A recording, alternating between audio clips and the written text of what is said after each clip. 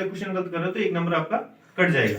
तो negative marking इसलिए क्योंकि आपका इंटेलिजेंस ही उसमें ही पता चलता है कौन बच्चा उसको क्वेश्चन को समझ के कर रहा है, नहीं तो तुक्के लगा देते हैं, है ना भाई, कौन सा बढ़ेगा, जो भी तुक्के लगा देंगे। तो नेगेटिव मार्किंग होना भी जरूरी है। तो इस तरीके के एक एग्जाम है जिससे आपका एक तो मोटिवेट भी होते हैं, जैसे आपने कोई ये इसमें कोई प्राइज जीती है, इसमें प्राइजेस हैं, जैसे फर्स्ट रैंक को 11,000 रुपए, 10th की बात कर रहा हूँ मैं, 10th में फर्स्ट रैंक को 11,000 रुपए, सेकंड को 5100 है, थर्ड को 2100 है। अंडर 50 में आते हो, 50 तक आपकी रैंक आती है, तो आपको उसमें से एक रिस्टोच मिलती है।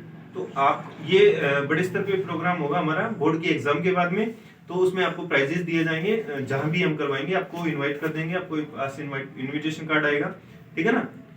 8th क्लास के लिए भी प्राइजेस हैं, जैसे फर्स्ट रैंक को 5100 है, सेकंड को 4100, थर्ड को 3100, फोर्थ को 2100 और फिर 1100 फिफ्थ को। और अंडर 100 में आते हैं, कम से कम 100 में तो आ ही सकते हैं अपन, 100 में आते हो तो रिस्टोच मिलेगी, रिस्टोच भी आपको अच्छी मिलेगी, ऐसा नहीं है कि कोई नॉर्मल रिस्टोच मिलेगी, रिस्टोच भी अच्छी मिलेगी। अच्छा, इससे क्या होगा, आपको एक नई चीज सीखने को मिलेगी, आपने इस तरह के कोई एग्जाम नहीं दिए है ना, तो ये एक नई चीज सीखने को मिलेगी। कहीं पे अगर आपको नई चीज एग्जाम देकर कुछ सीखने को मिलेगा, जैसे ओमार सीट में किस तरीके से अपन एग्जाम देते हैं, है ना।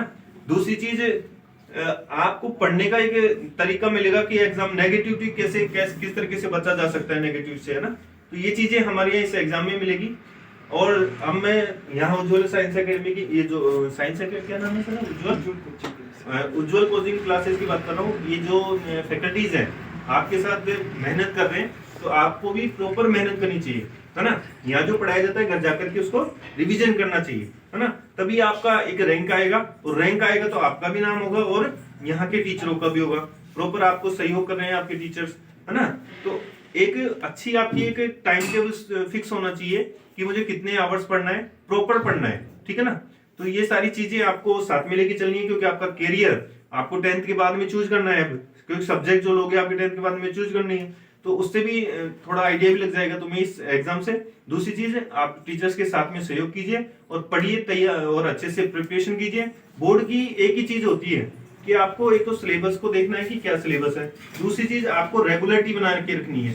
आपको ऐसा नहीं है कि आपको 10-10 घंटे 20-20 घंटे एक साथ पढ़ना है, नहीं, आप सिर्फ रेगुलर स्टडी का टाइम बना लो कि 7 घंटे पढ़ने हैं, 8 घंटे पढ़ने हैं, उसको रेगुलरिटी रखो, चाहे भले और काम बाद में कर लेना, लेकिन वो पढ़ने के बाद में और काम करते रहो। तो ये चीजें हैं, और धन्यवाद देना चाहता हूं मैं यहाँ के जो डायरेक्टर हैं राहुल जी को, और जो स्टाफ है सबको, थैंक यू, धन्यवाद।